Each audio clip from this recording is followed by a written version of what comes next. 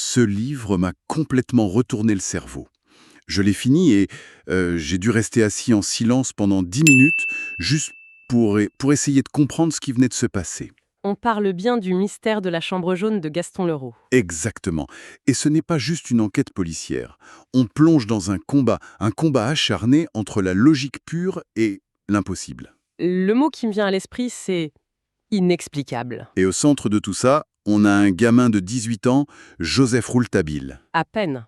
Un jeune reporter avec un culot monstre et une tête, on nous dit, ronde comme un boulet. Et dès la première page, on est jeté dans le chaos. Il n'y a pas de mise en place, rien, on est tout de suite dans la scène. Une porte qu'on défonce, des cris dans la nuit. Un crime qui vient juste de se produire. Et quel crime!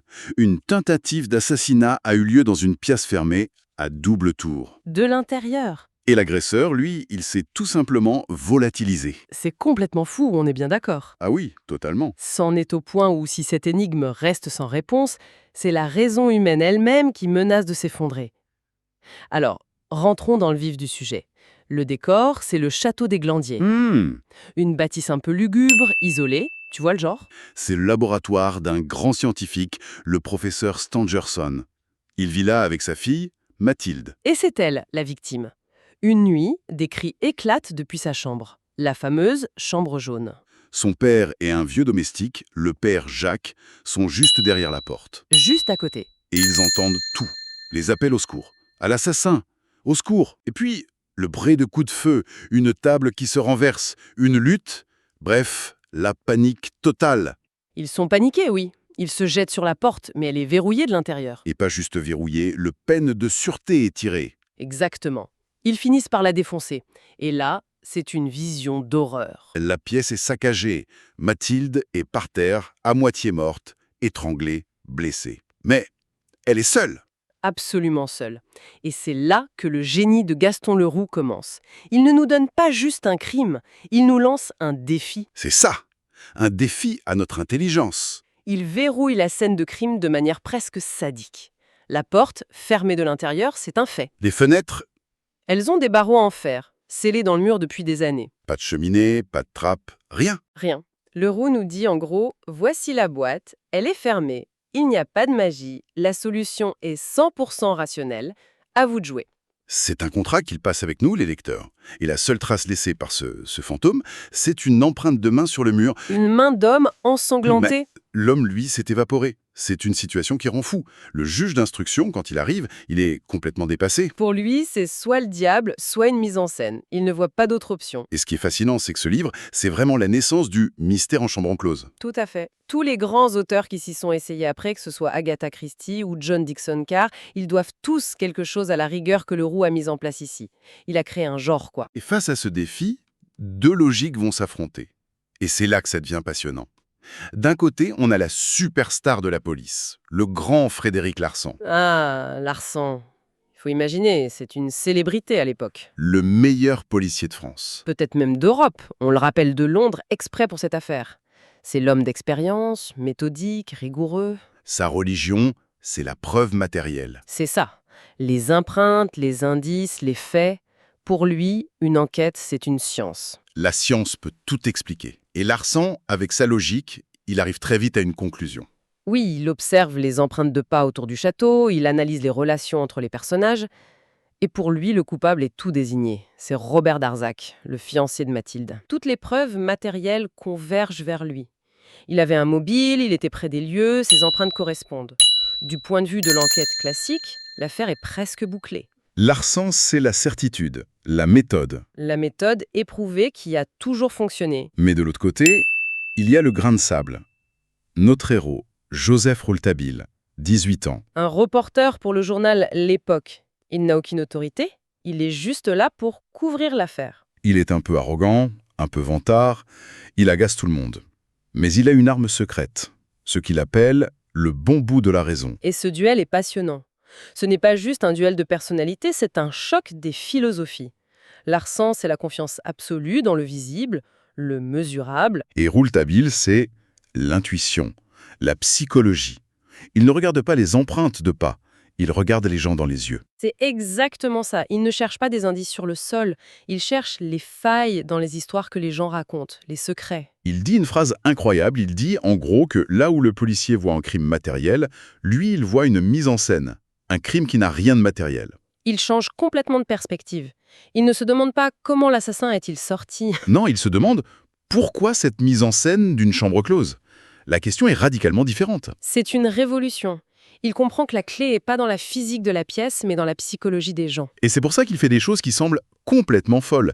On arrive à ce moment incroyable où il croise le fiancé, Darzac, le suspect numéro 1 de Larsan, Mhm. et au lieu de lui poser des questions sur son alibi, il le regarde et lui lance cette phrase énigmatique, sortie de nulle part. Le presbytère n'a rien perdu de son charme, ni le jardin de son éclat. Et la réaction est Foudroyante. Darzac devient livide. Il manque de tomber. Il est terrifié. Et nous, en tant que lecteurs, on est aussi perdus que lui. Qu'est-ce que ça veut dire? Quel est le rapport? C'est un coup de génie. D'un coup, on sort de l'enquête classique, on n'est plus en train de chercher des traces de pas, on est dans un drame secret, un passé qui ronge les personnages. On comprend que tout le monde ment, ou du moins que tout le monde cache quelque chose. Absolument. Mathilde Stangerson, la victime, elle survit. Mais quand on l'interroge, elle prétend ne se souvenir de rien. Amnésie. Son père, le grand scientifique, est tout aussi évasif, terrorisé. On sent qu'ils connaissent l'agresseur, mais qu'ils ont plus peur de dire son nom que de le laisser en liberté. C'est un paradoxe terrible. Pourquoi? Quelle vérité peut être si horrible qu'on préfère protéger celui qui a failli vous tuer? C'est la question que Rouletabille est le seul à se poser. Larsan, lui, il voit dans ce silence une preuve de plus contre Darzac. Il reste sur sa ligne. Les preuves, rien que les preuves. Et les pistes continuent de s'en mêler. Rouletabille, en fouillant la chambre une nouvelle fois, trouve un indice minuscule. Un cheveu. Un cheveu blond de femme, ce qui suggère qu'il y avait une autre personne. Pendant ce temps, Larsan continue de construire son dossier contre Darzac. Il est implacable. On se dit que l'un des deux doit avoir raison, soit la logique de Larsan, soit l'intuition de Rouletabille. Mais on est loin d'imaginer la suite. Deuxième fois. Et cette fois, ce n'est plus un crime qu'on nous raconte. On le voit se dérouler, sous nos yeux et ceux des enquêteurs. Oui, Rouletabille et Larsan, malgré leur rivalité, ils tendent un piège à l'assaillir dans les couloirs du château. L'homme est repéré, poursuivi, Et il est cerné. La scène est hallucinante. L'homme s'engage dans une galerie. et toutes les issues sont immédiatement bloquées. Larsan est à une extrémité, Rouletabille à l'autre. Le père Jacques et le professeur Stangerson gardent les portes sur les côtés. Il n'y a aucune sortie. Aucune. L'homme est pris au piège dans ce couloir. Les 4 hommes convergent vers le milieu en criant, ils s'attendent à lui sauter dessus. Et ils se heurtent les uns aux autres. Dans un couloir vide. Vide. L'heure a disparu. Une deuxième fois. C'est presque une provocation de la part de l'auteur, non? C'est exactement ça. Il nous dit « Vous n'arriviez pas à résoudre ma première énigme? Tenez, en voilà une deuxième, encore plus absurde, en direct. À ce moment-là, même moi, lecteur cartésien, je commence à me dire qu'il y a un problème avec les lois de la physique. » Bien sûr. Et ça amène Rouletabille à formuler sa fameuse théorie, avec un sens de la formule incroyable. Il parle de l'étrange phénomène de dissociation de la matière de l'assassin. Et franchement, à ce stade, on est presque prêt à le croire. C'est la seule explication. Pour achever tout le monde, dans la confusion, on retrouve le garde du château poignardé. Le coup de grâce. Pour Larsan, c'en est trop. Ces histoires de disparition, c'est de la poudre aux yeux. Il s'en tient à sa conviction. Il a un coupable. Il a des preuves solides. Il fait arrêter Robert Darzac. L'affaire semble enfin résolue. Et la raison, en tout cas la sienne, semble l'emporter. Et pour les lecteurs, c'est un moment de grand doute. L'arrestation de Darzac semble logique, les preuves sont là. Mais ça n'explique rien. Rien du tout. Ni la chambre jaune, ni la galerie. On est face à un mur. Le procès de Robert Darzac s'ouvre donc. Et c'est une formalité. Larsan est à la barre, il déroule sa mécanique implacable. Les preuves sont accablantes. L'opinion publique, la presse, le jury, tout le monde est convaincu. Son sort semble scellé. Et Rouletabille, lui, a disparu. On apprend qu'il est parti en Amérique comme s'il avait abandonné. La tension est à son comble. On va vers une condamnation, c'est sûr, mais avec une frustration intellectuelle immense. La justice va peut-être passer, mais le mystère, le vrai mystère, restera entier. C'est une impasse. Et c'est là, le coup de théâtre. Ah oui, En pleine audience, alors que tout est joué, la porte du tribunal s'ouvre. Et c'est rouletabille. Il fait une entrée spectaculaire, il revient d'Amérique, il est bronzé, sûr de lui, il demande la parole. Un silence de mort s'installe dans la salle. Il s'avance et il déclare calmement qu'il connaît l'identité du véritable assassin. Et qu'il peut le prouver. Toute la salle est suspendue à ses lèvres. Le juge, le public, Darzac qui joue sa tate, tout le monde attend le nom. Mais au lieu de donner le nom, il fait une annonce complètement déconcertante. Théâtral. Il dit qu'il ne révélera l'identité du coupable qu'à 6h30 précises. Pas une minute avant, pas une minute après. Imaginez la scène. La vie d'un homme est en jeu. Le plus grand mystère du pays va être résolu et ce gamin impose un délai. La tension devient insupportable. Et la question qui nous brûle les lèvres, c'est pourquoi? Pourquoi attendre? Est-ce juste pour le spectacle ou y a-t-il une raison plus profonde, plus sombre? Qui est-ce qu'il cherche à protéger en attendant? Et surtout, quelle peut bien être cette solution? Cette explication qui doit en un instant résoudre non pas un, mais 2 miracles. Comment un homme a-t-il pu s'évanouir d'une chambre scellée, puis d'un couloir gardé de toutes parts? La solution, nous promet Rouletabille, est d'une logique implacable.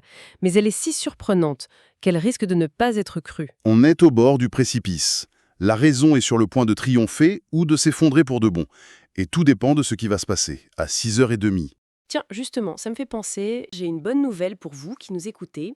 Ce livre est disponible sur Audible et vous pouvez le récupérer gratuitement en cliquant sur le premier lien dans la description.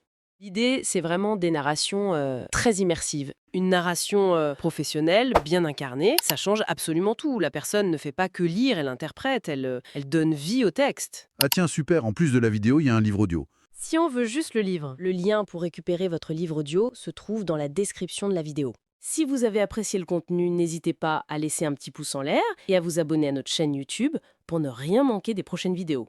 Pour ma part, je vous donne rendez-vous très bientôt pour une prochaine vidéo. En attendant, je vous souhaite une excellente fin de journée ou une agréable soirée et à très vite.